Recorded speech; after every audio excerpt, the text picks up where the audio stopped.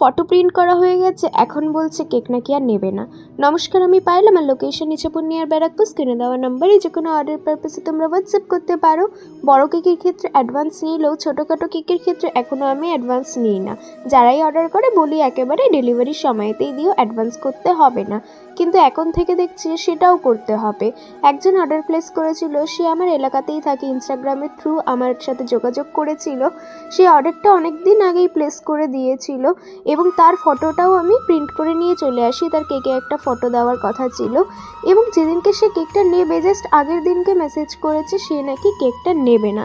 তখন কেমন লাগে দেখো, আমার প্রিন্টিংয়ের পয়সাটা শুধু শুধু নষ্ট হলো। এটা যদিও সেই কেকটা নয়, এটা যে অর্ডার করেছিল সেও ফেসবুকের থ্রু দিয়েই আমার সাথে কন্ট্যাক্ট করেছিল আর জাস্ট আগের দিনকেই ফোন করে বলেছিল আমার কালকেই একটা কেক চাই। ব্যারাকপুর থেকে দিদিটি এসেছিলেন কেকটা নিতে। ডিজাইন, কালার কম্বিনেশন সবটুকু তার চয়েস মতনই হচ্ছে। ইনসাইড ফ্লেভার ছিল চকলেট।